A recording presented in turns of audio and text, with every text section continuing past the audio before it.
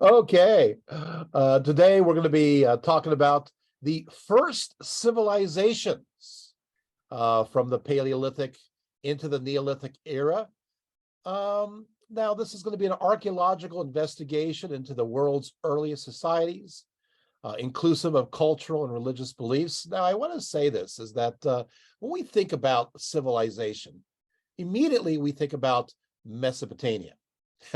We think about Egypt. We think about, civilizations that occur, during the 300, the 3000s BCE, 2000s BCE. And all of a sudden, here comes Dr. Rietveld, and he's talking about civilizations that occur during the Paleolithic and Neolithic age. I don't know. I think that's a little early. So what exactly is going on here?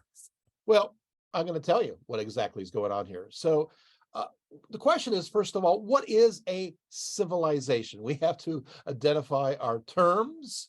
First of all, civilization involves a populated settlement. Okay, well, that settles that, right?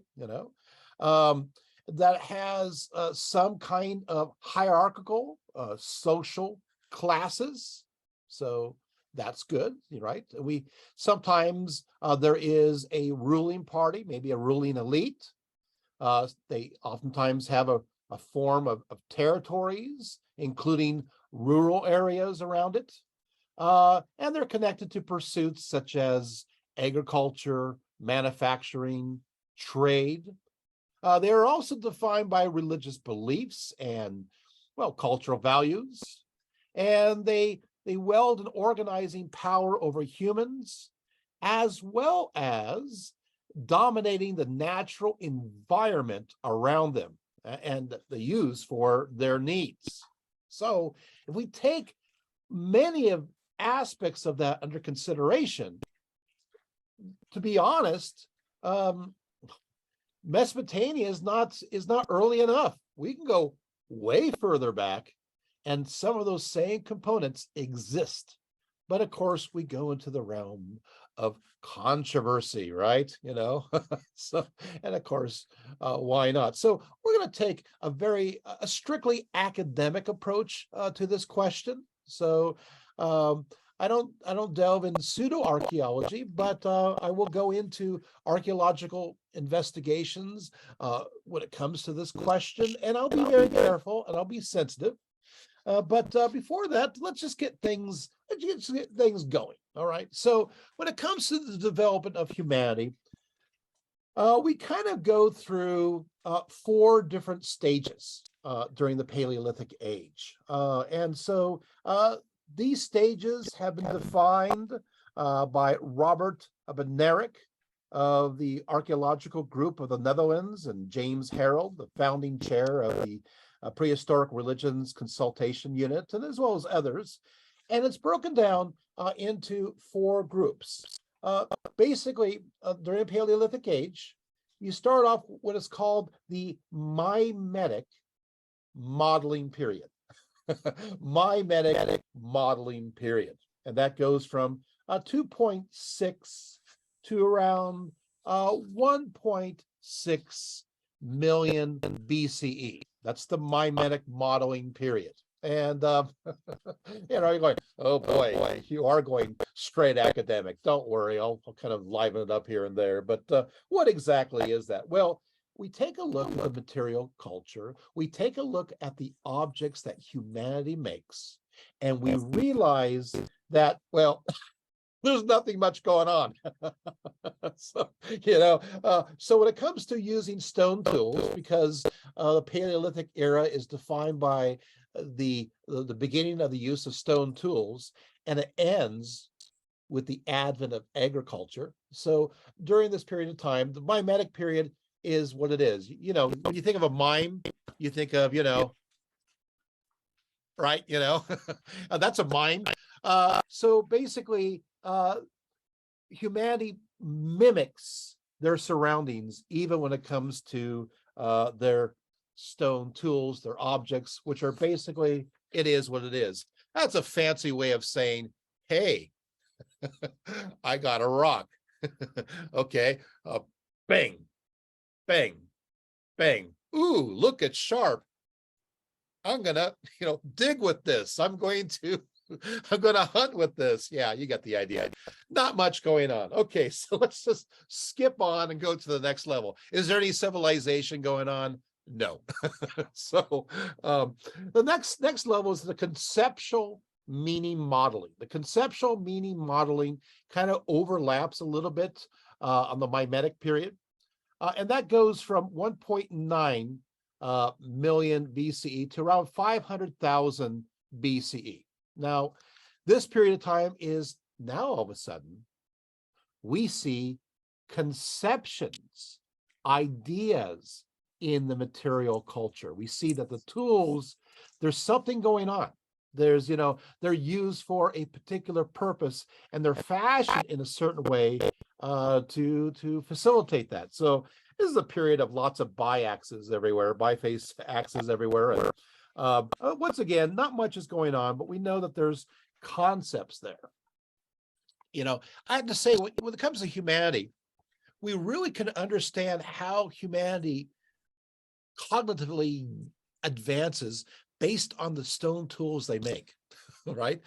And we could see that the mimetic period, not much is going on, but they're not living very long, So basically, they're living to the ripe old age of, 20 years old, perhaps, maybe not even that, So beyond the fact that maybe they're, humanity's brains are not well developed yet, it could also be the fact that they're just not living long enough to transfer that knowledge, because by the time the kids start to become able to learn things, mom and dad are long gone. So not much of the transmission of knowledge. And so there you have it, conceptual meaning modeling. And we move on to the next level, and that's called the abstract idea modeling. The abstract idea modeling from 500,000 to 30,000 BCE. Now, all of a sudden, we have moved from just mimicking things, right, to conceiving things, now to thinking abstractly. So now we start having more symbols that are being used, abstract symbols that represent various ideas, sometimes human heads and skulls and so forth. And so we start to think in an abstract sense. Once again, not a lot of civilization going on here, which is the topic of the talk. But I do want to say a few interesting bits and pieces. This is where we can discern the origins of understanding or conceiving that there could be, lots of qualifiers there, could be religion. Religion could be forming. What's my evidence? So around 90,000 BCE, they discovered at the Skull Cave in Kafza, that's in Israel. They found at this cave some interesting remains. First of all, they found skeletal remains stained with red ochre paint, surrounded by grave goods, with one of the skeletons holding a mandible from a wild boar. So you could see there that I heard some interesting noise there. So you could see there that there's something kind of going on here, right? You're thinking, and this is the beginning of many other things that will happen soon, because what will happen is from here on out, we just go wild with red ochre paint. I mean, really wild. I mean, red ochre paint is used all the time from here on out, all throughout the world. And of course, red ochre paint, what does that mean? And you see, well, they'll think about this. So they're painting the bones with red ochre paint. Wait. Oh, that means, yes, that means that the flesh has to be off the bones before they're able to paint it, right? So and there's little bird peck marks on these bones. So we know that they use excarnation. Excarnation is basically they take the body and let the birds clean off the flesh, and then they paint it. But why would they paint it red? What's red? Well, of course, blood is red. So maybe it's the idea of transforming or transferring, I should say, the life force onto the bones in some way, in a ritualistic sense. That's a possibility. It could actually mean quite a few things, but we know that it seems to be some kind of preparation that connects to a semblance of some idea of maybe an afterlife, but still that something needs to be done to these bones in a ritualistic way to protect them and to ornament them accordingly. And you know what? I'm sorry, that's religion. There's no bones about it. Actually, there are bones about it, lots of bones, but I digress. So that's fascinating. So this is during the period of time. In fact, they go crazy. I always like for example, the Pavilion Cave in Wales from a 20,000 BCE. They actually soaked the skeleton completely in red ochre paint. It was called the Red Lady for many years until they discovered that it was the bones of a man. But whatever, woohoo, but also during this period of time, people start being buried with flowers, like at the Shandar Cave in the Zagros Mountains of Iraq. We know that a person was surrounded by sweet scented garlands and flowers. We see this, in fact, all over the place. So lots of things going on there. In fact, also what I find is interesting, in the Tosidal Hills in the Kalahari Desert of Africa, around 40,000 BCE, they found, which is fascinating, they found what's called a bear cult. What happened is that they looked at the artwork, and they basically, we realized that what they found basically it's kind of fascinating, is they found how do I say this? There's an image that shows somebody throwing something that looks like a bear, and then beside it you got a bear body that's buried. I know, lots of bears. And next to it, buried separately, is a bear head. Then next to that is like this kind of almost clay mixed in, kind of and there's like bear fur in it, so it's kind of a deferment. I'm here all day. So the idea is, apparently they're trying to capture the spirit of this bear and put it into a totem. So it's kind of totematic. Is that fascinating? So yeah, but those people, nothing but the bare necessities. All right, so, but is there civilization? The answer is no. Okay, so then we get to the mythic linguistic modeling period, 40,000 to 10,000 BCE. And this is Paleolithic age.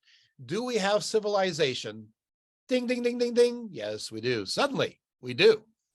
What happens now, basically, is, you had the abstract modeling, which had symbols, but now these symbols are put in sequences, which seems to be a semblance of the beginning of language. So we are talking, we are communicating, conversation is happening. And, once people start talking, a civilization starts to come about, because they can communicate in a better way. Our tongues are ready to have the conversations, apparently. Tongues are wagging. But this is still the hunting gathering era, right? Hunting and gathering. So I'll go more into this a little bit later. But what will happen now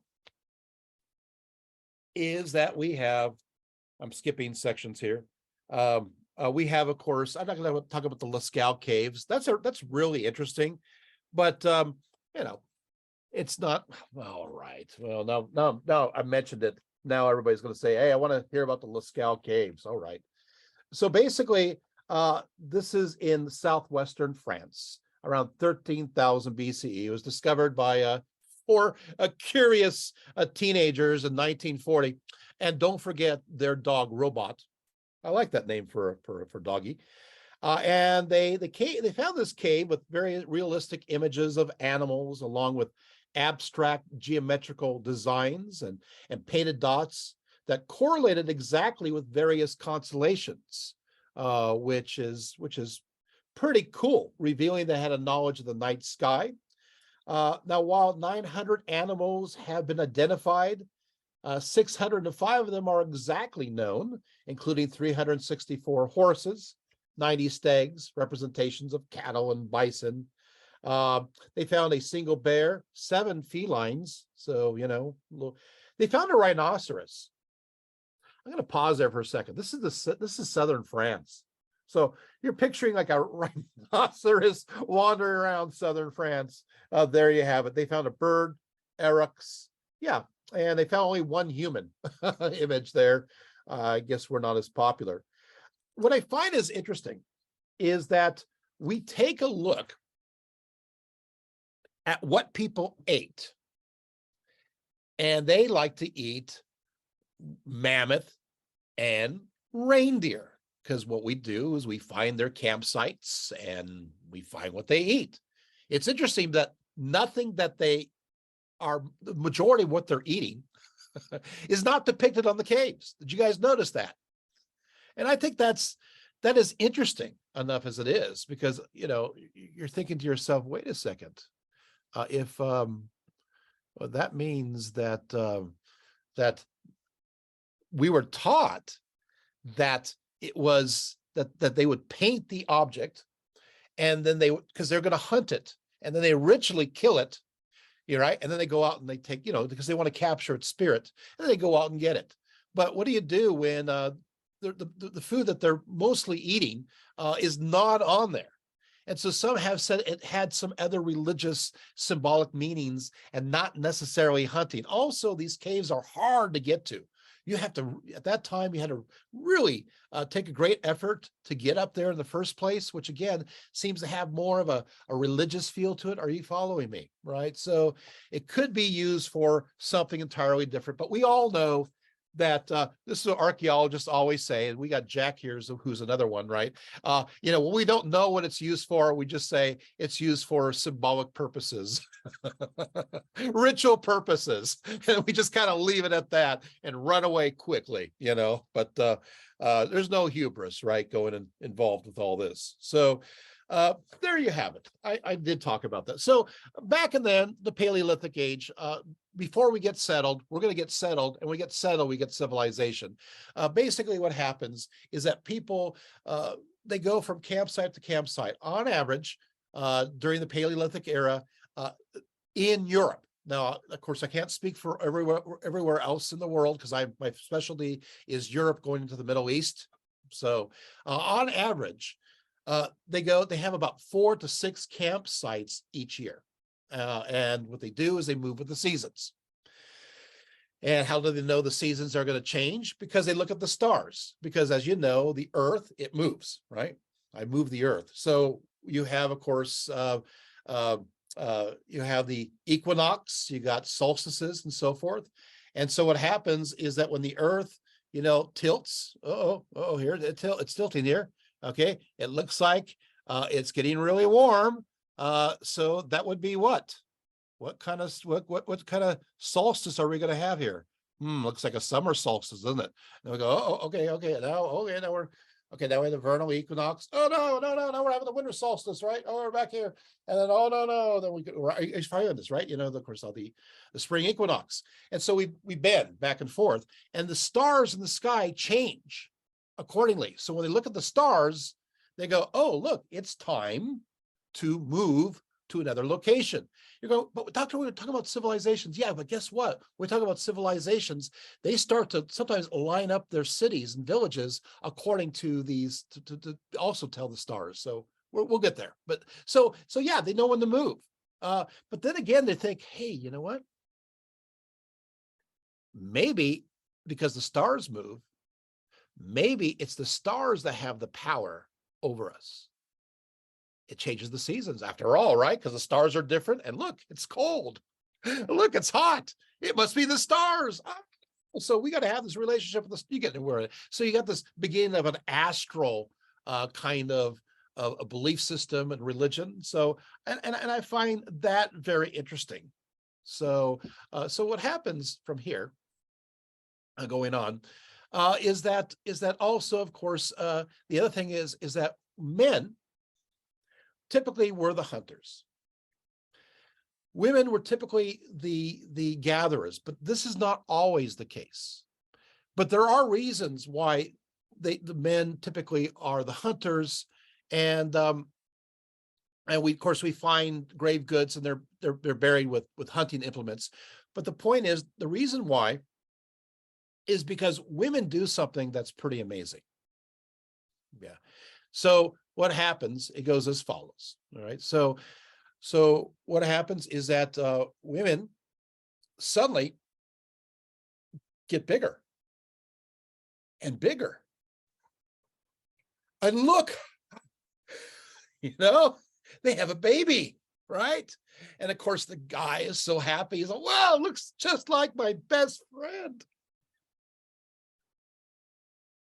Because they're clueless. They have no idea that they have a part. They're living so long, such short lives. They haven't figured out that maybe, so they believe that women have these magical powers of creativity, of fertility, and they connect that idea also with the earth, because after all, the earth also creates. So earth must be mother. Does that make sense? But of course, the other part is that raising the babies, right, means that you may have to stay closer to the settlement area as you go from place to place to place. And the other part is a part that everybody forgets that happened all the way for a very long time, and that is humans are cheap. We like free things, and milk is in free supply. So breastfeeding typically continued to 3 to 4 to 5 to 6 years of age. Which of course also kept women closer to the camp for that reason, lactating, right? And people don't think about that. By the way, this continued in many cultures all the way up into the 20th century.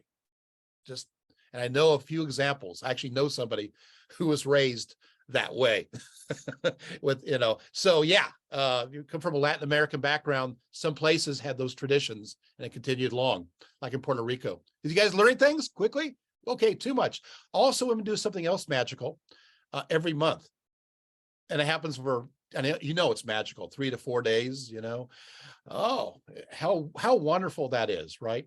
Well, of course, the problem is when you go hunting, animals smell blood. And so you got predator and you got prey. So predators and prey, whoop. So there's reasons why, okay? It has nothing to do with patriarchy. In fact, tell you a secret, it actually enforces more of egalitarian society. You see, what you don't know is that when the men go hunting, they go hunting for a longer period of time, which means that whoever happens to be at that campsite, they're the ones taking care of things. And so we find, this is everywhere, especially in Europe, we find so many females, skeletons, surrounded by rich, elaborate grave goods during this period, because they turn out to be the leaders. Because the men, they're not there. Who's going to take care of things? And I actually have a whole list of examples that I don't have time to go through, but there's a whole bunch of, we keep finding them. We do find a few men, but mostly it's women. Isn't this fascinating, right? Yeah, okay. So that's kind of what happens. Also, hunting is pretty easy because you got these, rhinoceros, of course, but you also have the mammoth, you're good for a while. And when reindeer, you're good for a while. And that's great. I mean, it's great because it's plenty of meat. You catch one of those, you're set for a little while. But there's a problem. Did you know that people then mostly, a large portion of what they ate was then meat?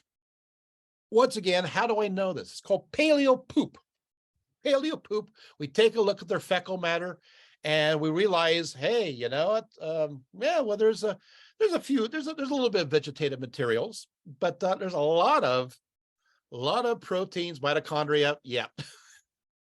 And in fact, we have it down where we know exactly the kind of animals they ate, of course. And the other part is, how do poop really piles up, and people are traditional.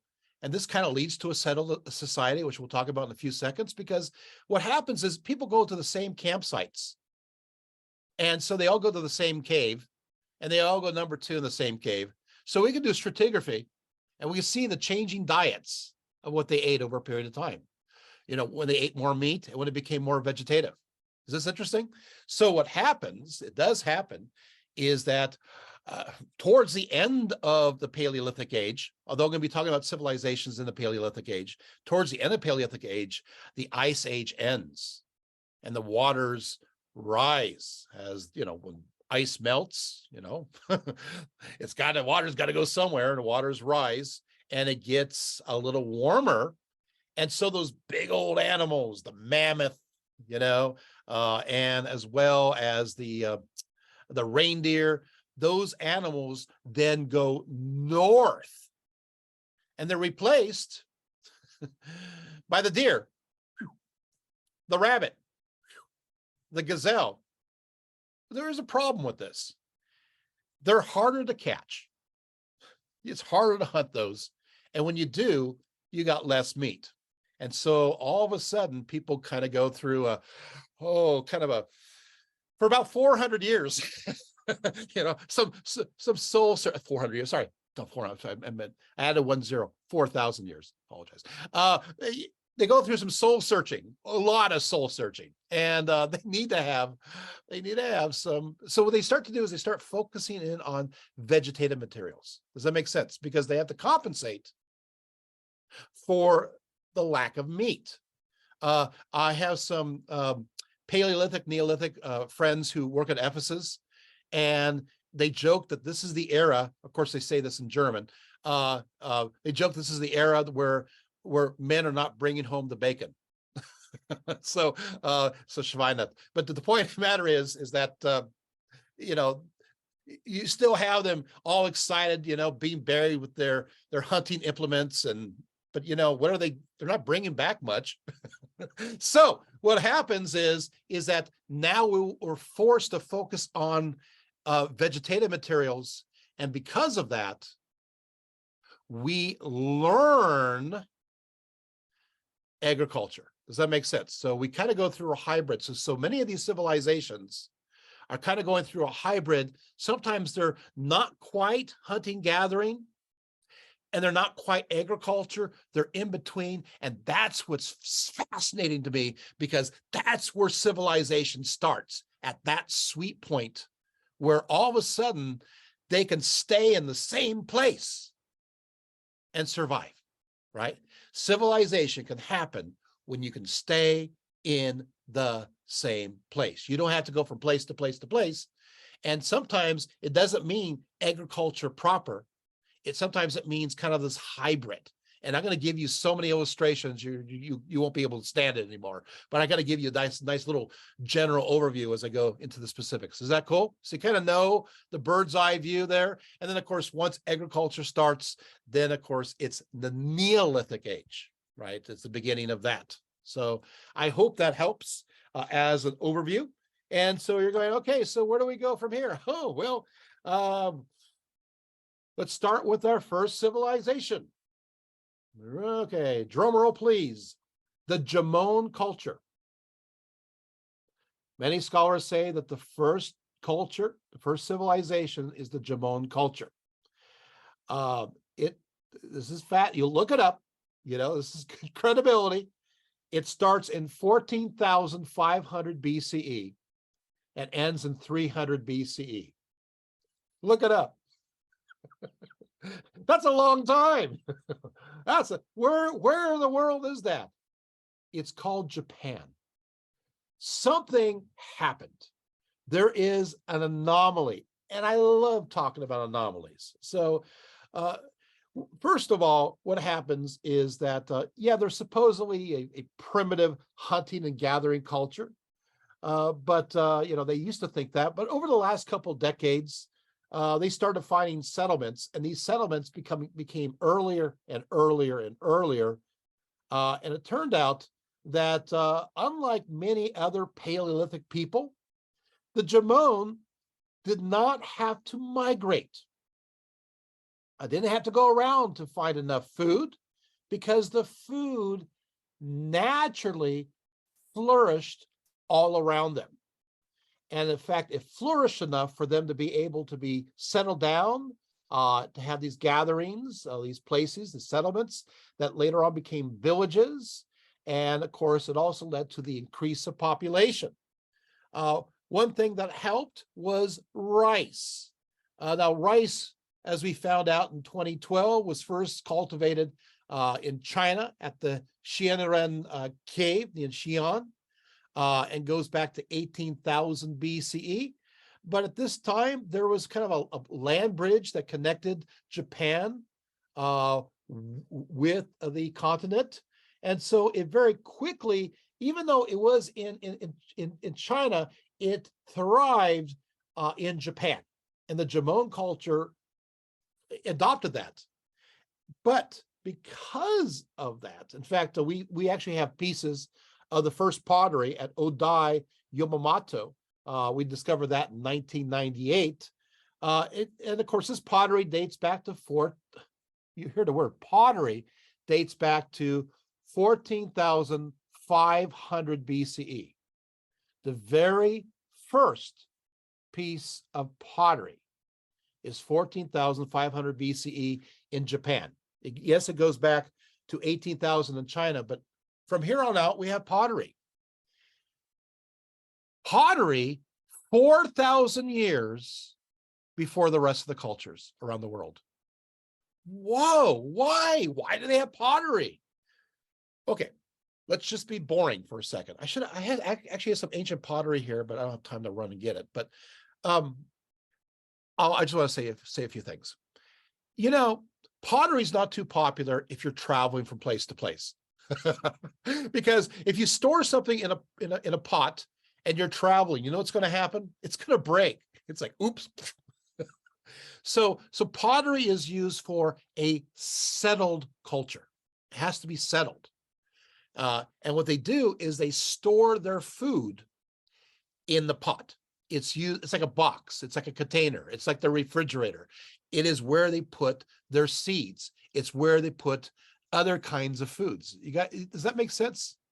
So there you have it. So Japan, they have all these natural resources that are so close. I mean, everywhere. I mean, you also have all these edible nuts and acorns, because they got beech trees and buckeyes and chestnuts and oaks and then they have lots of fish and salmon and so forth. But in fruits, and the Jomon culture will cultivate the peach. That's where we get peaches from. I love peaches. That's one of my favorite fruits. But the point is that Jomon culture is civilized. And of course it comes up with all these great things, and that before everybody else. So it's kind of like a sneak peek before everybody else gets to it, the Jomon culture. Now, also, this gets a little controversial. We also know that, well, I'll just say this. They like using stone circles, and they were very much into stone objects being used for ritualistic purposes. The controversy is not the stone circles and used for ritualistic purposes in different places. The problem is how old are they? So most agree that they're being used during the period of time of the Middle Jomon, 2,500 BCE. Quite a few will say, well, actually, the initial Jomon, 7,500 to 4,000 BCE. So you have that. But a few others say, no. It goes back earlier. It goes back before 10,000 BCE, before the end of the last ice age. And we have found them underwater.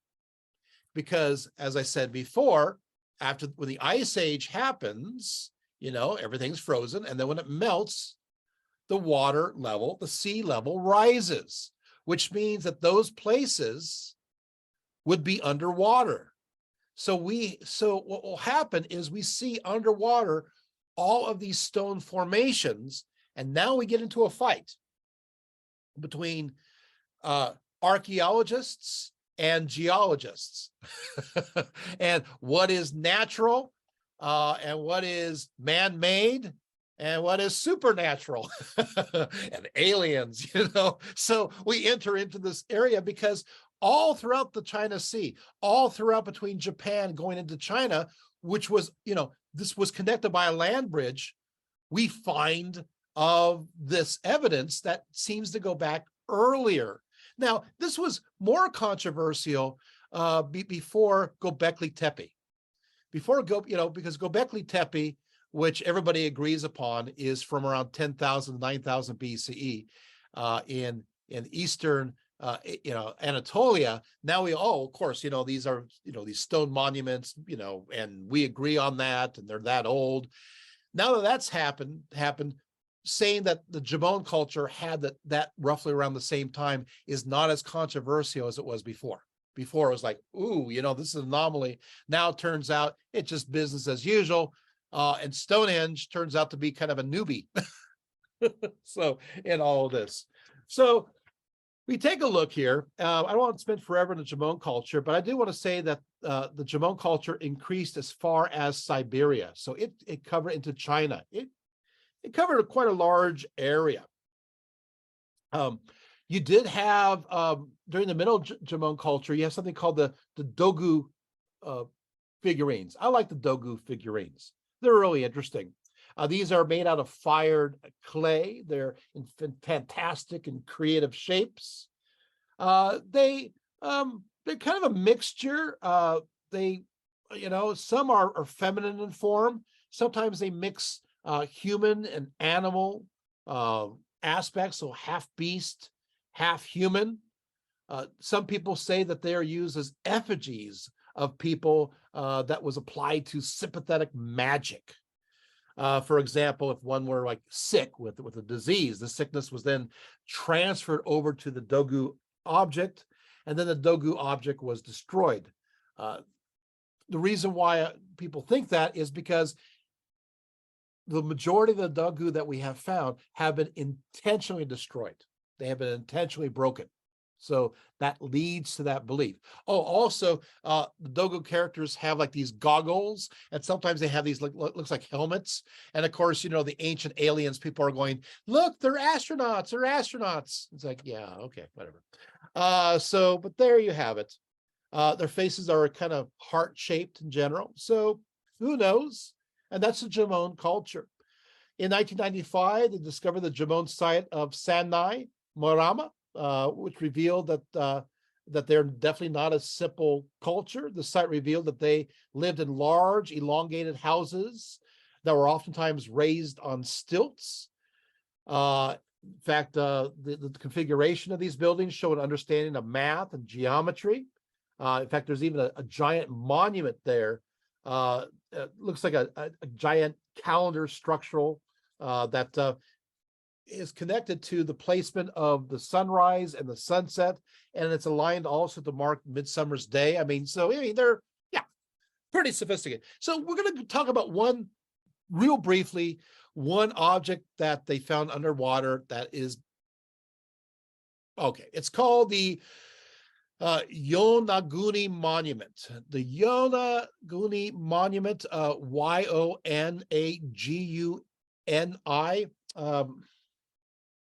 This is some people say it's pseudo-archaeology, other people say it's archaeology. It's kind of based upon who you ask. For years, the residents of Okinawa, they told stories to their children of how there's this ancient underwater city that had a mysterious castle that was just off the coast.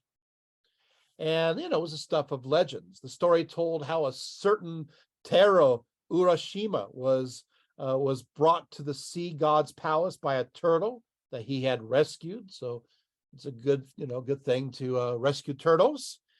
He found the beauty of this underwater palace beyond description, just so beautiful. In 1986, a diver discovered what appeared to be a sunken city near the island of Yoganui Jima in the southern tip of Japan, near Okinawa. and describe what appear to be human-made structures located about 25 meters below the sea level. Of course, we take a look at this, and I would just say that supporters of this argument that it is human-made, they take a look at, and they realize that the cuts are very clean. There's no debris. They seem to be polished. There's apparent pathways around what looks like to be a monument, and it seems to be. There's a circular aspect. There seems to be huge megaliths all around. So, yeah, maybe. Others say, no, this is a natural formation. And it goes back and forth. Now, I don't want to talk about all the people fighting about this, but I'll just give you a little hint here, what's going on here. So many of those people who say that this is made by the Jomon culture happen to be Japanese scholars. And many of those who say it's not just so happen to be American Canadian scholars. I don't know. So, and I would just say that and many of these scholars who are Japanese, Masaki Kumura, professor emeritus from the Faculty of Science at Rietveld University, Japan, who's also a credentialed marine geologist, says, well, it is, okay. And also, of course, Toru Uchi at Kobe University, another one, also says, yes, it is. But Robert Schluck, the associate professor of natural sciences and mathematics at Boston University, says it's not. You get the point. So it's kind of like some people say they accuse the Japanese that this is like patriotic, showing our civilization is earlier than the others. And then the Japanese are, oh, well, no, we're just looking at this, and it just looks like it's not, it looks like it's, human made. And, because also they found another stone circle nearby, just along the way, that most agree it is human made, and it's underwater. So, okay. So we'll just let them fight. So what am I going to do? What's my answer? I do have an answer. As an archaeologist, it is my nature to be skeptical. I must say that the jury is out on this topic. I have visited places all over the world that appear to be human-made, but turn out to be completely natural. In dealing with archaeology from prehistoric places, from the Paleolithic into the Neolithic ages, context is key. Now, there is enough context to sway in between it being human-made and natural. All the indicators that could have possibly make the Yoganagi monument understood as human-made that we employ on even on above ground sites from this era are found here. But the question is how to interpret them. Also, the absence of loose blocks on the flat areas of the monument, which would be expected if they were formed solely by natural erosion and fracturing. It's not there. Professional geologists are also stumped. They're also in two different camps. So you know what? I have no answer for you. So it looks like there's no answer, but appears that it could be, but it may not be. So then we get to another site that's under contention, and that's called Gunung Padang, Gunung Padang. Also, some claim it's before 10,000 BCE. So where is this located? This is located in Indonesia. And so basically, this is a hill that is divided into successive terraces, each one defined by a retaining wall, which are all accessible by about 400 steps. There are also massive rectangular stones of volcanic origin that cover this hill. Locals consider Gunung Padang as sacred. The name means mountain of light. According to their beliefs, a certain king, Siliwangi, attempted to build a palace here one night, who reigned over the Sunda kingdom in West Java from 1482 to 1521. And he built an asymmetrical step pyramid into the side of the hill that faced the volcanic mountain gate used for their worship. So then along comes the Dutch, and they mentioned the site in 1914, and they identify these megalithic structures that are constructed with blocks of basalt around the summit of the hill in 1949. And again, in 1979, they examined it further. The southern side of the summit was cleared of all vegetation. It was obvious that the basalt blocks were arranged into 5 terraces with dates for this construction going back to 2500 BCE to 1500 BCE. Well, 2500 BCE is pretty early, but not quite the date we're looking for going back to the Paleolithic era. But what excited scholars was that the east side of the hill had 100 stone terraces. So they looked at this, and there seems to be a staircase there. In 2011, a certain Dr. Nata Wija began more systematic work upon the megalithic site. He conducted a survey in 2012 and carbon dated much of it, and he had surprising findings. The artifacts on the surface were dated to around 2800 BCE on the surface. But then he went down further in a deeper stratum, and he found that an earlier stratum dated around 4500 BCE.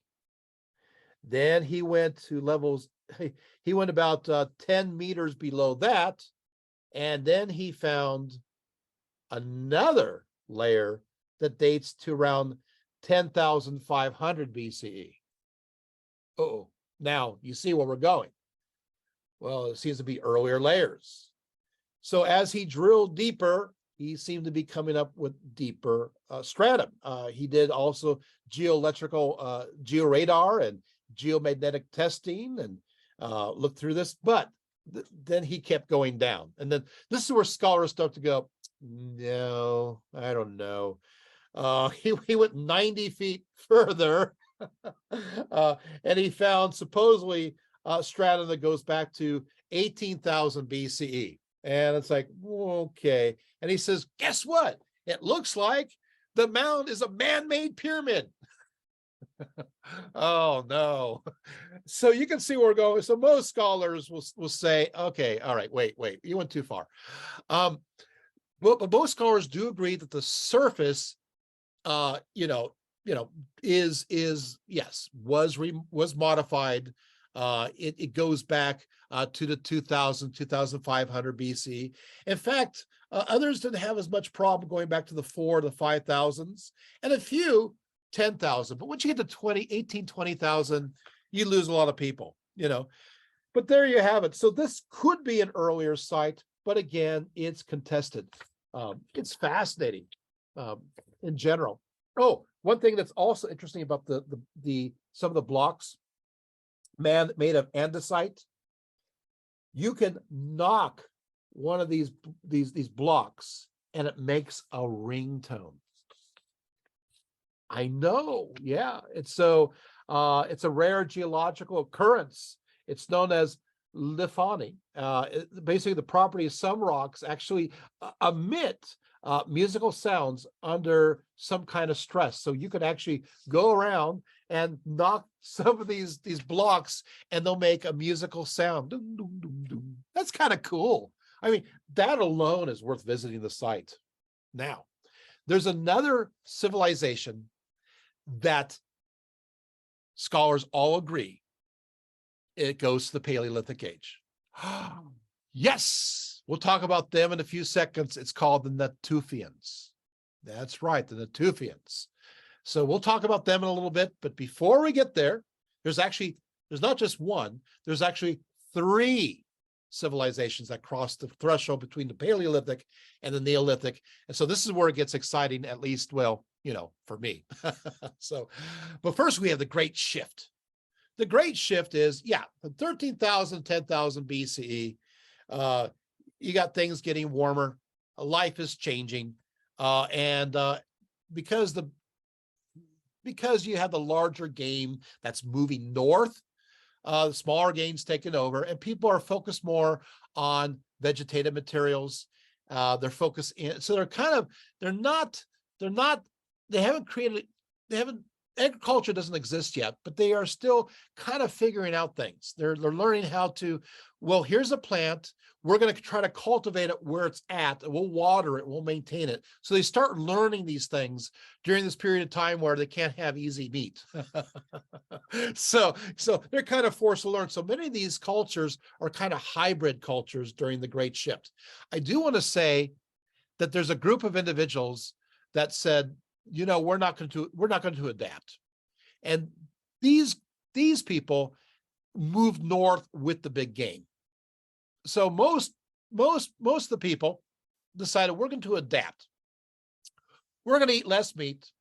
We're going to eat more vegetative materials, more fiber, right? But we're going to adapt. And there's a group that decided we're not going to adapt. And what they did is they followed the game north, the big game, because you know, meat will last forever, right? So they moved north. The problem is that when you move north, this area was recently covered by ice, and that means that when it comes to plant life, it's not as vibrant and not as diverse.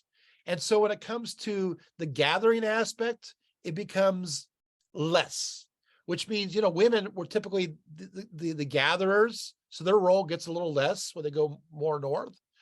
But meanwhile, south, it's more egalitarian, actually very much egalitarian. But north, it gets a little strange. Also, there seems to be this focus on the hunting culture, men, you know, and so forth.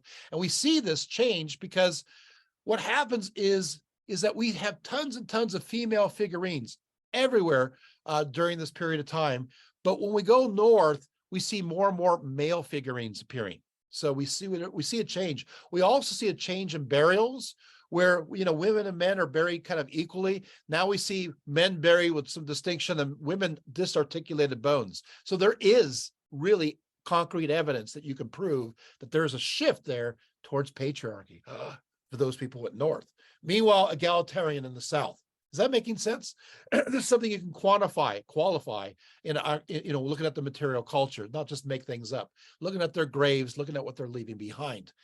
But you know what, the meat doesn't last forever. You know, mammoth, you know, they went crazy with mammoth. They made homes out of mammoth, you know, with the bones, and wore mammoth clothing, and, you know, had mammoth all the time. And yeah, the mammoth, they went out. And so what happens is that the same group of people, also those did the same thing in Asia, in the area of Mongolia.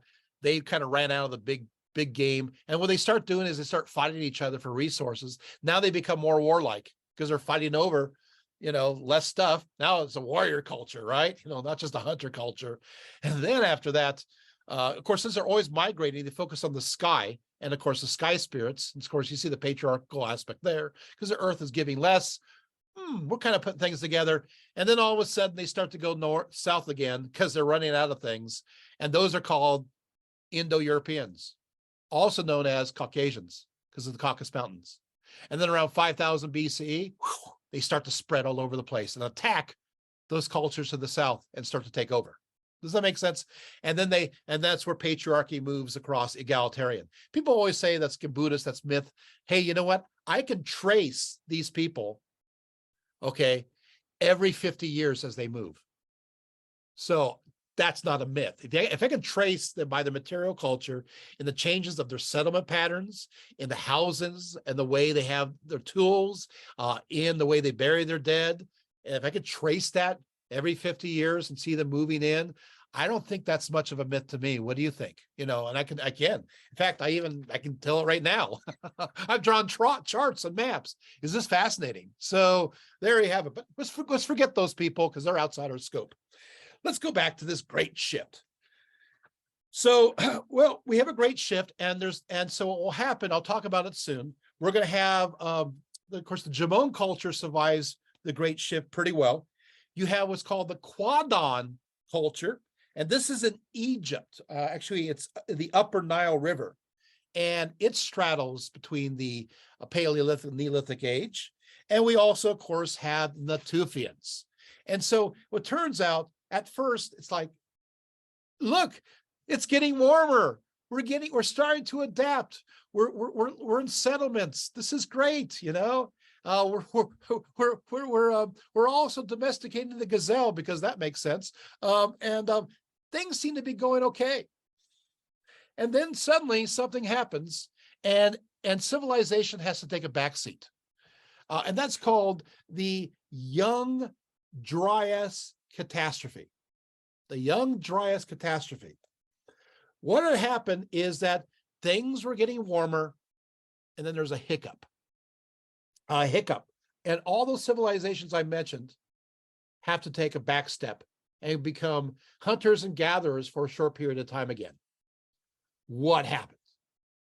Well, what happened is that the Earth shifted, and temperatures on average, look it up, dropped 50 degrees, 50.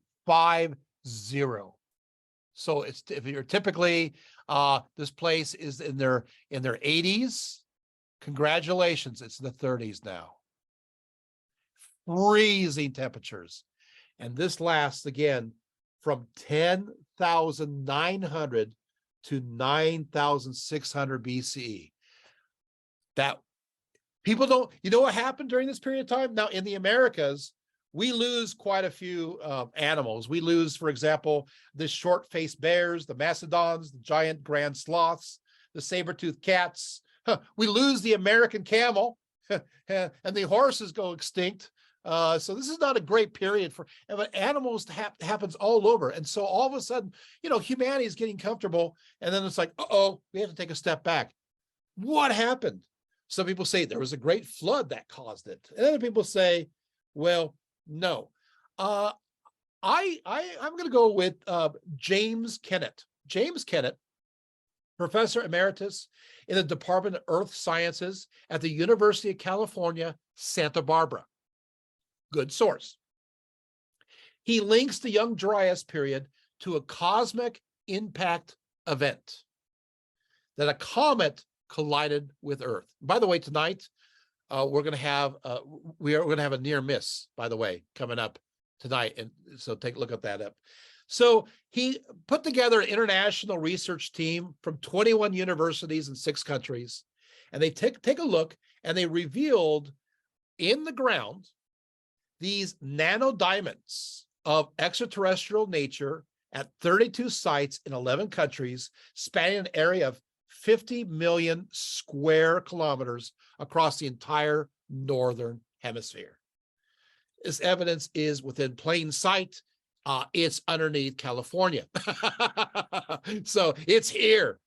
So there's this thin black line that's a few meters below the surface.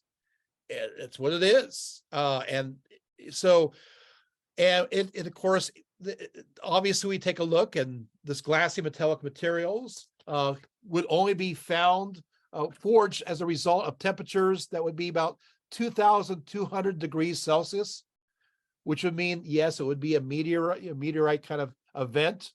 That's hotter than a wildfire or a volcano, is it right? So you guys getting this? So it seems to be a cosmic impact, and what that did is that just stopped the ice melting and got things cold again, and so we had to adapt. So I feel sorry for the Jamon culture, the Quadon culture, and the Tufians. You thought that we have it bad? You know, we're talking about global warming. Talk about something hitting us, but that kind of makes me insecure, because if something like that happened before, something like that can happen again. Can you imagine 50 degrees colder? How do we survive? So let's talk about these heroic civilizations. We talked about the Jamon culture, which somehow didn't do so bad because it didn't hit that area. The Quadon culture, yeah, it impacted them. It did hurt the Middle East. So the Quadon culture is a northeast East Africa along the Upper Nile River.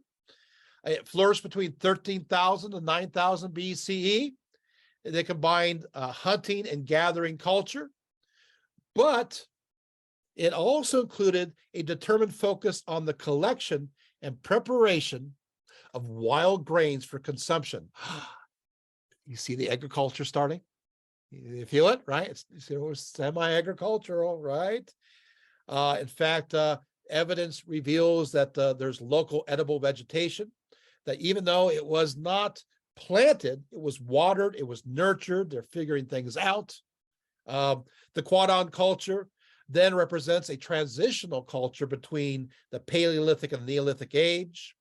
The Quadon stone tool industry reveals a high degree of specialization, revealing that the individual communities were settled enough to exhibit diversified manufacturing skills. Furthermore, stone tools varied according to regional groupings. We're filling in what we need for civilization, are we not? Oh yeah, we are. Oh, I guess we got to change. Yes, we got to change our books, but nobody ever wants to do that, right? We also understand their religious beliefs.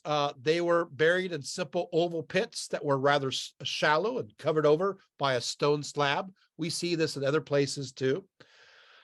Yet in some cases, the giant horns of wild cattle were positioned as markers for these graves, which I find is fascinating, because this idea of marking with giant horns continues in a symbolic sense even into the Egyptian early dynastic period. There seems to be some continuity, even with royal tombs. You see that. Again, I find that fascinating. And of course, obviously, there's a focus on veneration of cows, and we see that continuing on as well in Egyptian culture. So I find it interesting. Now, unfortunately, they didn't do very well when it came to lifespan, and really terrible. I feel during the Young Dryas period, these poor people. I'm sorry. I know a lot of you are going, they're just people, dates, but to me, I see humans, and I see that's the way I work. And so I'm probably the only person who looks at an ancient grave site and I start to weep for some of these people, because I got to tell you this. What happened is this: is that they have found people, they lived not very long. We have their bodies. There's a lack of infant bones in certain places. In fact, one child per grave site. But they would do is they would bury the infants on the floors of their homes, so that their babies would always be with them. But there's a lot of infants in those places. So there's a high infant mortality. People are not living very long. They're living into their 20s, maybe get to 30. It's over. Anyway, so kind of sad. Also, they're fighting each other. In fact, 40% of the individual burials in one cemetery at Jebel Sahaba, this is the border of Sudan, they found that 40% showed signs of fatal wounds caused by projectiles. So they're fighting each other, and they're fighting over because diminishing resources. The Young Dryas period of time, humanity is desperate. Parts of us, we could have been wiped out in those areas. I mean, come on, 50 degrees is tremendous. I think it's amazing that we survived. I really do. So, yay, good people. Let's start with the Natufians. The Natufians, the same thing. They've thrived between 13,000. They used to date to 9,000. Now we know it's 13,000 to around 7,500 BCE. These are the Natufians. The Natufians covered a wide area. I'll tell you what the Natufians cover in geographical location today. They cover what is now Israel, Palestine, Jordan, parts of Saudi Arabia, Lebanon, Syria, Iraq, and Eastern Turkey. That's all Natufian. So in many cases, people say Göbekli Tepe is also a Natufian site. that famous 10,000 BCE. It's Natufian. Natufians are very settled. They were part of that transition between a hunting and gathering society to agriculture proper. So they're making that change. Those who say that the Natufians were indeed in Eastern Anatolia and Eastern Turkey, they then would be those who first started agriculture.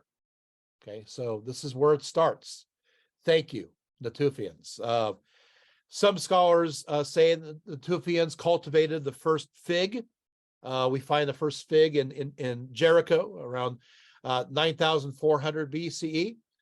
Some also say they cultivated the dates. So they also were said to cultivate wheat. Again, as I mentioned. The Natufians retained an egalitarian society. They were equal. Men and women were equal. And that continued all the way through the civilization. They especially venerated the supernatural world in feminine forms. And they connect fertility with female with the earth. So there you have it. Now, I do want to say that they're doing great. We'll talk about how great they were doing. And then all of a sudden, you know, the temperatures dropped. There is evidence that at one point, the average temperature, hold your breath, was 12 degrees. So we see all of a sudden these big settlements go, all of a sudden disappear, and they start, the populations die. We find all these grave sites everywhere. Again, I get sad about this. And then they go back to migrating from place to place. They lose civilization. And then when it gets warmer again, by the way, it gets warmer in only 10 years. It gets that cold in 10 years, and it gets that warm in 10 years again. Isn't that interesting? But meanwhile, you get this long period of time between, it's freezing cold. But you can imagine, and then as soon as that happened, they readapted and they started their settlements again. I got to tell you, Natufians, they're my heroes. And these are resilient people. All right, so and these are the people who are the backbone of those who are throughout the Middle East today. Just telling you, the Natufians. That's a strong cultural heritage, and one to be very proud about. Okay, so what happens? The Natufians are directly affected, and many of the established Natufian villages became disappeared. The crisis also stopped their innovations in agriculture. They're kind of getting there, and then they have to backtrack. But then after it's over, then they go back to normal again. Thank you very much. And one of the sites is Jericho. Jericho became a center of trade, especially by 9,600 BCE. And now we're entering into the Neolithic age, right? So now we crossed over the threshold. This became one of the earliest cities known, Jericho. Doesn't mean it's the earliest. And many people are saying Göbekli Tepe may have had some kind of village or settlement connected to it. We found a little bit of evidence for that, but we're talking about a city. Well, a city, 70 mud brick houses. They're built on stone foundations. And it was a home for about 1,000 people during that time. But the city still covered around 9 acres. So they're kind of spread out. And at one point later on, they had walls that were 6 meters deep. And they even had a constructed round tower that was 8.5 meters in diameter with a solid stone core, with a steep staircase leading to the top, and currently preserved to be 7.7 meters in height. And yes, I have seen this in person. I have been there. I have walked the site. I've investigated that. I have been with the archaeologists at the site. This is something I've some firsthand experience in this one. And of course, the idea is, what is it? What is this tower? And everybody fights about it. So those who are the military historians will say it's a defensive tower. but it's not really located along the wall at all. It doesn't look like it has any strategic importance, but there it is. Some people say, no, it's a high tower used for religious purposes. I could see that. Yeah, maybe, possibly. We don't know, but it does represent the idea that you had to have a strong central authority to be able to coordinate enough people to work and to build the structure that is still very well organized. You Google it, you see it, you go, okay, this has some form of sophistication. I can see why. So that's the Natufians. The Natufians also had something in Jericho and other places too called the skull cult.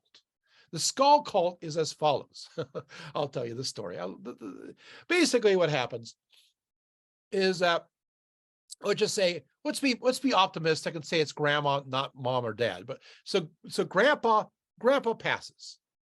So what they do is they take grandpa's body and they do excarnation. The birds eat everything off. That's all clean. And then what they do is they take grandpa's body, but not his head, and bury it under the house. Got it?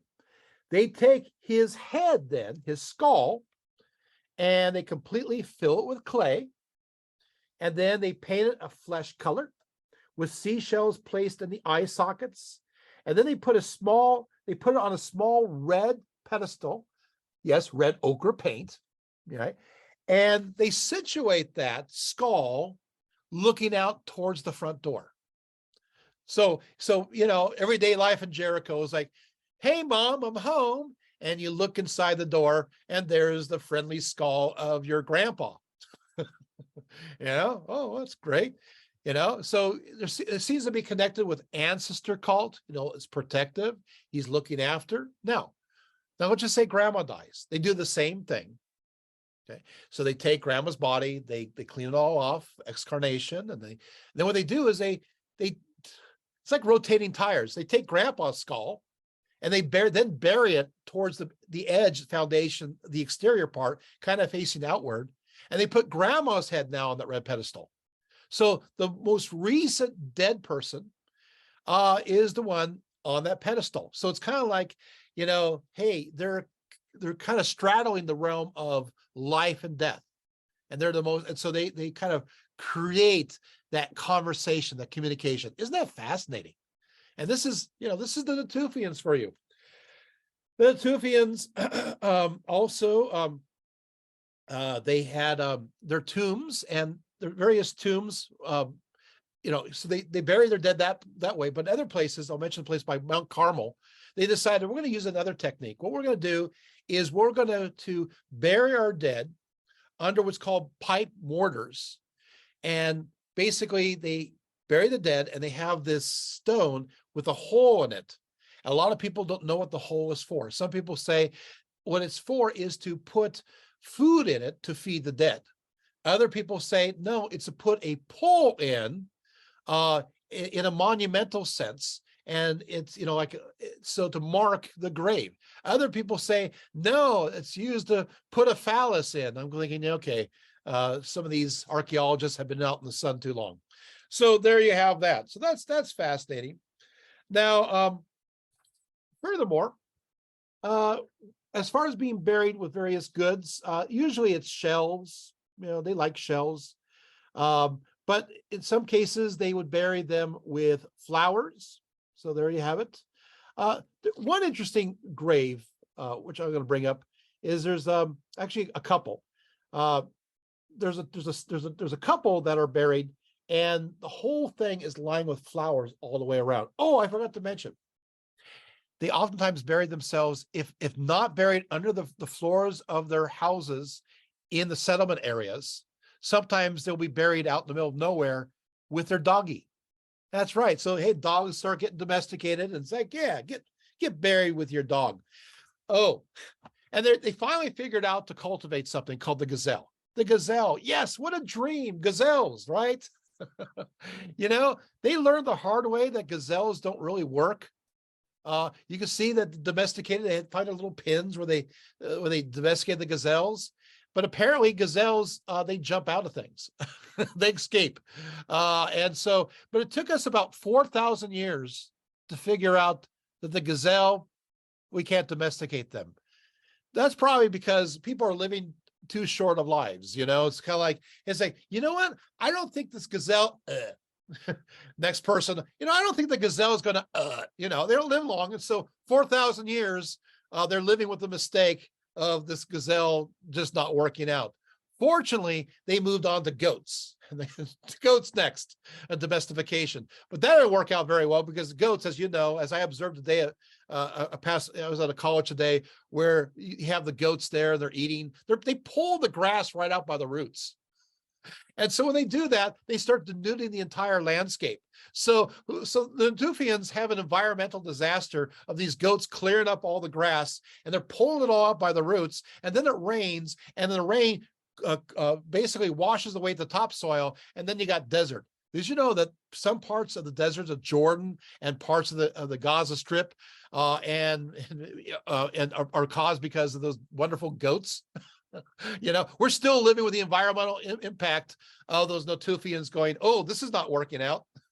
And then they switch over to go to sheep. It took them 500 years, though, to figure out the goats are not working out. And so goats were modified, although they still drank goat milk. And they moved to sheep. And the sheep are cool because they eat the tops of the grass and they don't pull it all out. And that's perfect. So lovely, lovely sheep. I think goats are cute, especially when they jump and they fall down. But apparently not great when it comes to being your major source. Other bits and pieces I want to talk about the Natufians, is as follows. You guys ever heard of the, or so you have female leadership. I want to bring up this too. They've had what's called a Natufian priestess is discovered at Hillzone, Tashtet in Israel. She was a lady of high status who died when she was around 45 years old. So she died older. And this is around 10,000 BCE, just before the Young Dryas period. She's approximately 5 foot tall.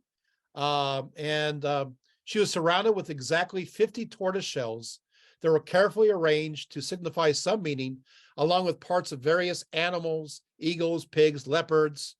And one odd find was a human foot. So, there you have it. And by the way, during this same period of time around the world, they have this new idea. It's like, we're not just going to cut off your head. In some places, we're going to cut off your feet too. So, hey, apparently they want to make sure you're dead. So, and that became popular, not just the Natufians, but in Egypt. It's like, and even in Eastern Europe, it's like, cut the head off, cut the feet off. They're not going to come back this way. It looks like they're a little afraid of or doing something with this in a ritualistic sense. But there you have it.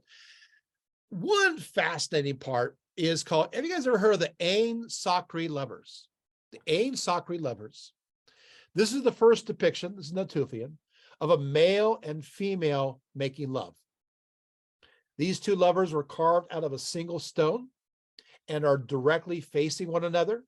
Their legs are intertwined, and in one case, one is holding the other's face in a gentle way, and they're looking at each other face to face. You're feeling the egalitarian sensibility? Are you seeing that? Yeah, it's not, face to face. Now, it's interesting. Yet when these figures are looked at from behind on either side, as opposed to side by side, the images are undeniably a phallic symbol. Then, when you look at the image from below, it's absolutely the yoni, the vagina. And you look at it from above, it's breasts. Beautiful piece, creative, abstract thinking. You got male and female depictions combined together as one. Google it and take a look. It's amazing. So, well, a product possibly of the Natufian culture. You like the Natufians? Oh God, I'm a big fan. And I've seen Natufian sites, and I'm, it's worth seeing. Göbekli Tepe, some have identified as a Natufian site. This is the oldest identified temple, maybe, or sacred enclosure It dates from 10,000 to 9,000 BCE. The way I say that, 10,000. Okay. It's located 6 miles from Urfa in eastern Turkey today. And a site perched 1,000 feet above a valley called Göbekli Tepe, which basically means belly hill. Not okay. So they thought at first that the ruins were of a medieval site. Boy, were they wrong. They found this 22-acre site, and it's distinguished by circular rows of stones that intentionally face inward, pointing to what resides at the center of the ring, a series of limestone T-shaped pillars, most rising as high as 3 meters, which is 10 feet high. However, with one even taller, actually, this one is 18 feet high, and it weighs up to 16 tons. There's a ritual significance to this design. It has certain similarities to Stonehenge, but dating a lot earlier, right? Is estimated it took a labor force about 500 workers to create this complex of Göbekli Tepe, which tells you there's a high degree of organization here. You're saying, well, is this a civilization? Well, there's obviously a civilization that fits in all the categories creating it, but the question is, what exactly does it look like? But there's more. Various animals were chiseled onto the pillars, including snakes, lions, foxes, scorpions, vultures. Animal bones were discovered about the site that were cut in ritualistic ways. So we can see the cut marks of the bones. So we know that these were used for animal sacrifices. Amongst the 15,000 bone fragments found here, over 60% of the bones are, well, of course, gazelles. They love these gazelles, right? The most popular source of meat at that time, followed by boars, sheep, and red deer. Okay. And it is believed that these animals were guardians to the spirit world. Reliefs on the T-shaped pillars illustrate that there are also stylized humans on there. And in fact, there's carved arms at an angle that goes from shoulders. And since they're T-shaped, it looks like that maybe they represent people with their arms stretched out in a circle. Isn't that fascinating? In stone, right? Göbekli Tepe was established just prior to the advent of agriculture. In fact, agriculture was discovered like really nearby. It appears to be completely ceremonial.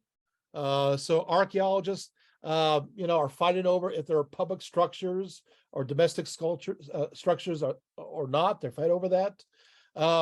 Some say there were, some say there weren't. I'm kind of hinging on the side that there were. But it was still built by a hunter-gathering society, but demonstrated that religion was organized enough before the advent of agriculture to create something that is defined by something that a civilization would create. Now, the people must have lived within a 100-mile radius of the site. So what's another curious part is this. And that is as follows, that every so often, the stone rings were buried. Now, there's a fight over whether this is naturally occurring or this was deliberate, and the jury is out on that. But what they would do is that they would then rebuild it. So it appears that a large outer ring was built with a second smaller ring that was constructed inside the first later on. And then apparently a few decades later, a third inner ring was constructed. After this, the whole area was filled with debris and they started all over again. Many understand that the center of this ring could represent also a sacrificial mouth where the bones are found to feed the earth, the blood in a sense. So they're feeding the earth. And so it's like a mouth But also, there's also evidence to reveal that there could have been a roof on top of the T-shaped pillars so that it was covered over at a certain point. And perhaps it was partly underground. And then the ground just fell on it. Does that make sense? To cover it up. We don't know for a fact, for sure. What we do notice is this, which is kind of interesting, is that with every subsequent building, it's poorer. It's made worse. That there seems to be a de-evolution. That the best of the best is the earliest. And then it starts to get, the best carvings, the best structures, the best, looks organized, neat. And as time goes on, it gets worse and worse and worse. And it seems like civilization is de-evolving here. Wow, going the other way. It has many people thinking, well, wait a minute, the sea, much of the shoreline remember the ice melted and it covered up the majority of the shoreline throughout the world. And maybe these advanced civilizations were along the shore that's now underwater. Got it? And so maybe these were advanced civilizations, and then they went in hinterland, and then they built these, they built Göbekli Tepe and some of these other sites, which of course you can see how this also strengthens the Jomon culture idea we talked about earlier. Are you seeing these connections? Yep. So there you have it. Göbekli Tepe is not the only one either. There is another site like Göbekli Tepe that's nearby called Navali Kori. And it dates around the same period of time, and it's nearby. Here, the inhabitants did live in rectangular houses containing 2 or 3 parallel flights of rooms with multi-layered foundations made of angular cobblers and boulders and so forth. And beneath these floors, they have found channels. What are they for? They went along the main axis of these houses. They may have been used for drainage, also maybe used to cool these houses. There was a cult center on the hill just north of the main settlement. And like Göbekli Tepe, features monolithic pillars incorporated into stone walls. Various figures were found here, as well as a life-size human head with the hair depicted as shaven except for a tuft or a snake ponytail in back, which is fascinating. Also, they found the earliest full-size human images made out of limestone. They found what appeared to be masks as well. So again, pretty sophisticated and so forth. And we see, of course, the beginning of agriculture here. Of course, agriculture now begins during this period of time. It starts at different times, of course. We will go through our agricultural speech because I want to make sure that we get to a few other goodies. I'm seeing that time is up, but I want to just capture a few other places. I want to say that we do have the emergence now of, once we're settled down in one place, now we get, hey, guess what? It's time for pottery. It's like, wait. Yeah, Jomon cultures all did that, done that 4,000 years earlier, but now it's everybody else says, yeah, we can stay around and we can store things. Now, I know we look at pottery and we look at this, like the pottery shack. We see these little cute little pots and we're thinking that's what pottery is. Well, sometimes the pottery was as big as I am. And then they bury it in the ground and they bury it in the back of the dwelling. And so they put all the seeds there. And in some cases, especially when we get to the Chalcolithic age, they would actually bury themselves in their own pots. It'd fit. And then with infants, they put them in the small pots, and sometimes they want them to have accompaniment, so they put the little 2 pots together with the infants, so they, with the lips together. Interesting. So sad again, high infant mortality. This is making sense. You guys got it. So pottery, and of course, I guess if you your life with the pot. Okay, so this is where you get the term potter's field. Right? Potter's field. Yeah. Buried in pots. This idea continued into the Greek and Roman period. Did you guys know that? Yeah. Greeks and Romans, sometimes even outside of Athens, people are buried in their pots. So not chamber pots, but, pots. So we love pottery. I mean, we're big into that. And of course, now as a result, we can do like dating better, doing a trace element analysis, for example. We could do that mostly by neutron activation, allows the source of the clay to be accurately identified, so we know where this clay came from, where it's fashioned.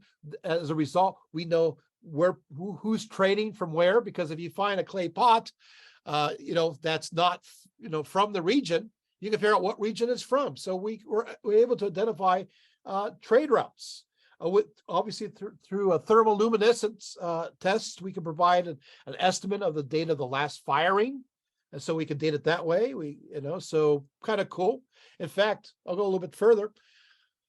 We can also learn how, through high temperature firing, iron materials in the clay, which can record the exact state of the Earth's magnetic field at that exact moment. So when it was fired. So fun stuff, lots of fun with clay. That's why archaeologists love pots. We get all excited. We see pottery going, ooh. And I should have my pottery with me today, because I have a whole bunch of ancient pottery that goes back quite a ways, including thousands of years.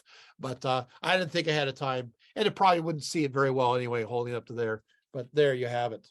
Okay, so we also have, of course, textiles. Now that we're settled in, we can make clothes.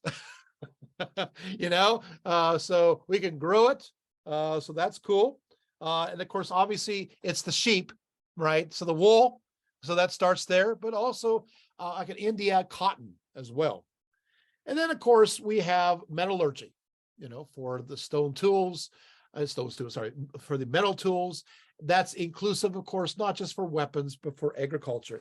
Well, I know we're running out of time, but I just want to say, can I stick in a few extra civilizations just because, just for fun.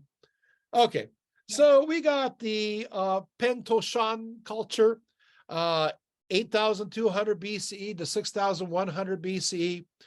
This is the Yangtze River in China. This is, of course, and this at this point, again, we have the cultivation of natural rice, but it's a large rice that's unusual. Now, but we find most notably, this is what the earliest defensive walls and ditches that we have discovered in China. So this is the beginning of, I think we have somebody that doesn't like us. So let's build a wall, Yes, you have it in other regions, but for China, this is the beginning that there seems to be some kind of threat from somewhere coming along. We also have in China the Pilong culture from 7,000 to 5,000 BCE. Once again, as opposed to rice, it was millet cultivation. And some of the earliest arrowheads and spearheads used for hunting in the region were discovered here. And some of China's earliest pottery, but not the earliest, were found here too. We also have the Murah culture around 7,000 BCE of Pakistan and India. They once again, they lived in mud brick houses. They stored their grain in granaries. They fashioned tools with local copper ore, and of course they made their baskets sealed with bitumen.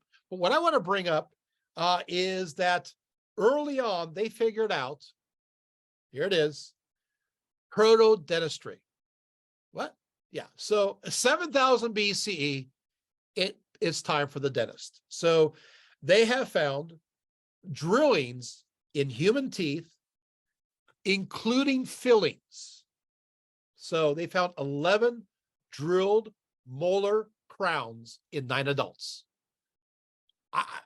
It's just worth it just to get to that, right? So, we're still in the Paleolithic age, and they're already dentistry is coming about. Oh, I made it to the Yarmoukins. Yay, Yarmoukins. Yarmoukins, Neolithic culture, named after the Yarmouk River in Israel. The Yarmoukins thrived between 6,400 to 6,000 BCE. They occupied much of the Jordan Valley. They're known for their distinctive pottery, decorated with horizontal and zigzag bands, right? But the Yarmoukians are most noted for their plethora of fertility goddess figurines, typically made out of pottery, but also limestone river pebbles. Often their heads are elongated and pointed, with their eyes made to resemble kernels of grain, right? One from Shara Hagolan combines the symbolism shown as seated with exaggerated hips, holding her breasts and having kernel-shaped eyes, a very, again, overt connection to fertility, both for human reproduction, of course, and fertility of the fields.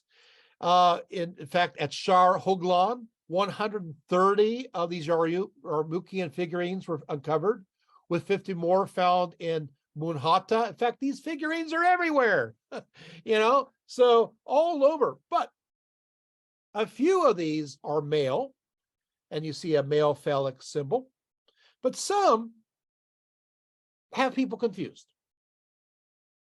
Some are androgynous. These figurines are neither male nor female, and in many cases, they have breasts and a male member. They have both.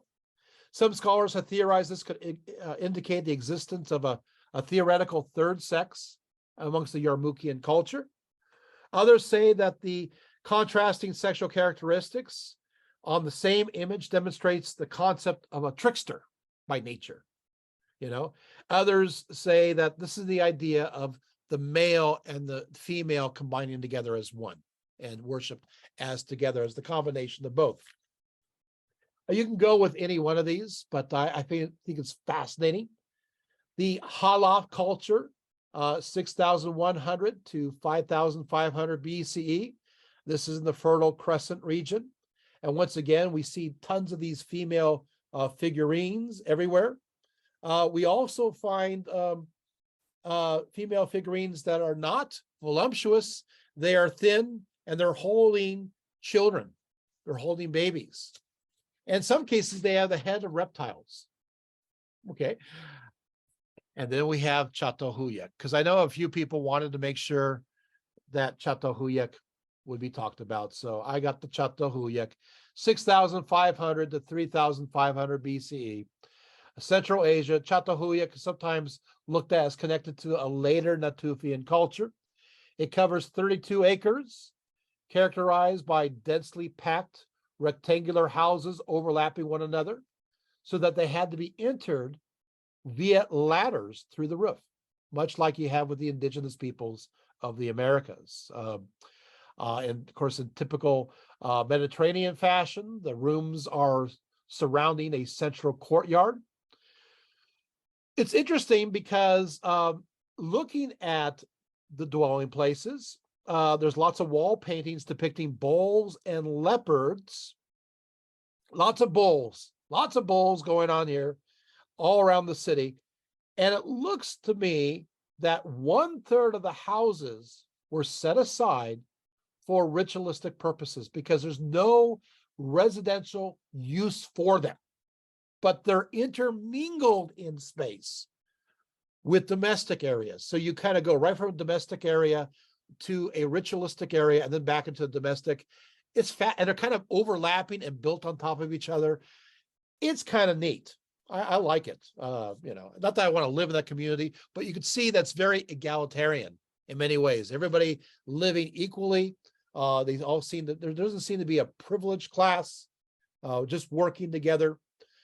But you know what? Also, I got to mention that meanwhile, we take a look, and just like in Jericho and other places, they bury their dead under their houses. That's right. Yes.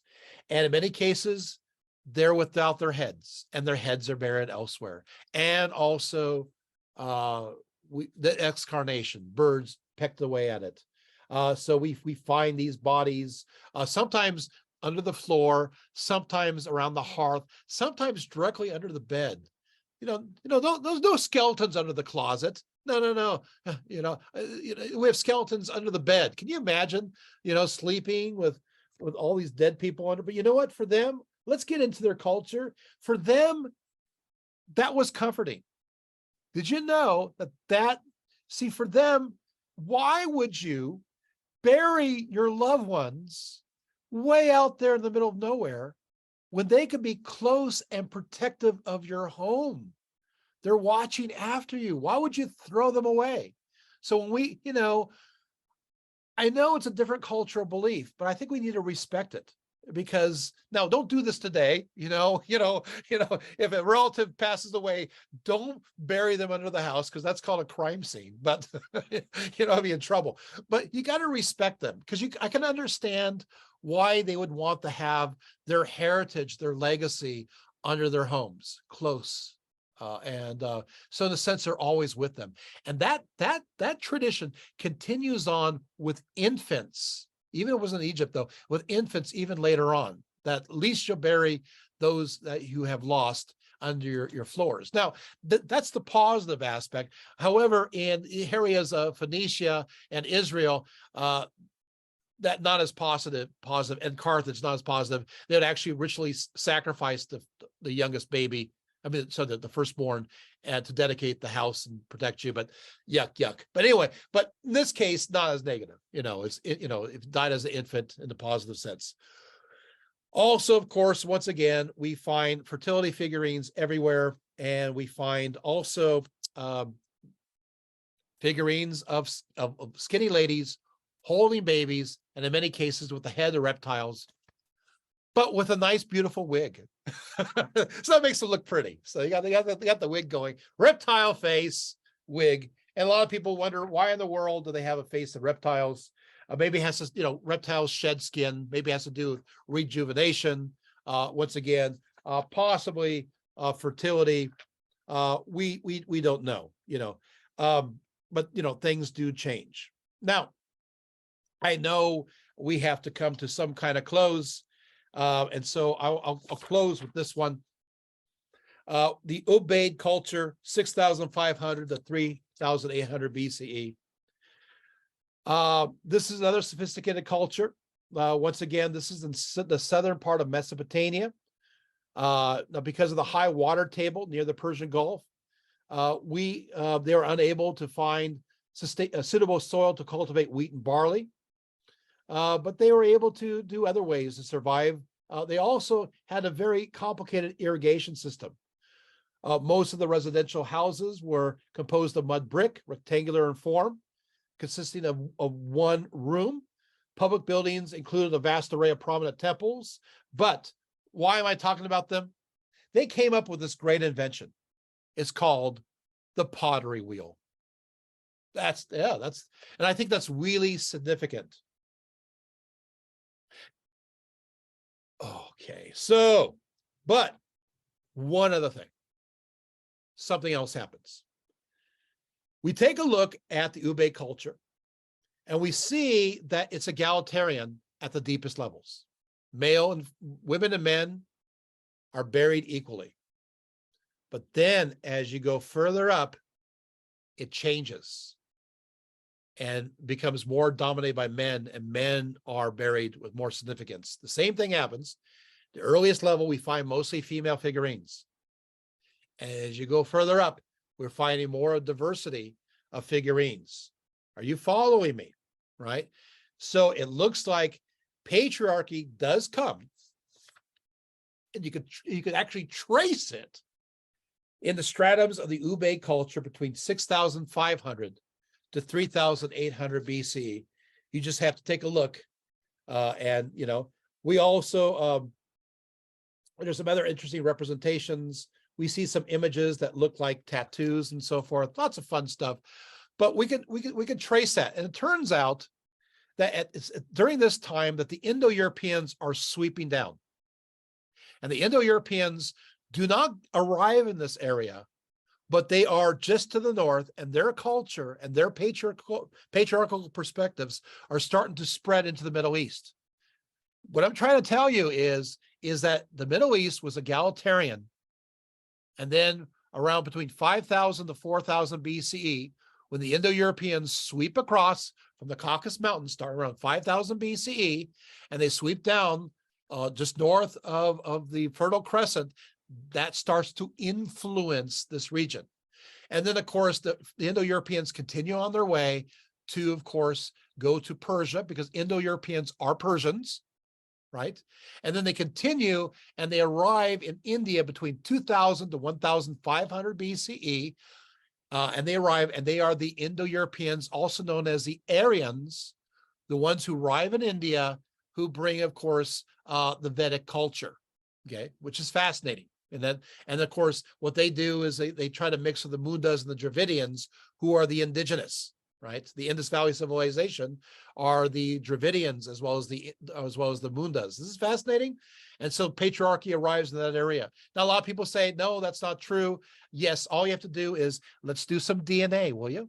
And we do the DNA of people even today in northern India, and we find the R1 haplogroup, which is, of course, the Indo-European haplogroup in the blood, mostly amongst the Brahmin caste. Done. Also, we have the pottery we could trace as they move across.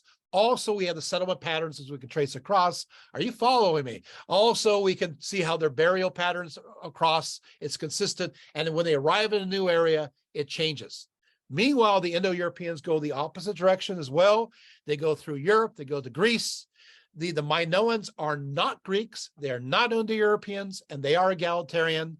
But then the Mycenaeans, who are Indo-Europeans, they arrive and they place their own perspective on there. And then, of course, it moves across and goes into Illyria and, of course, into the areas of the Western Mediterranean. And, of course, Indo-Europeans are obviously everybody from Slavs to Germanic groups to anybody, to Latins to, and then of course the indigenous earlier culture is underneath.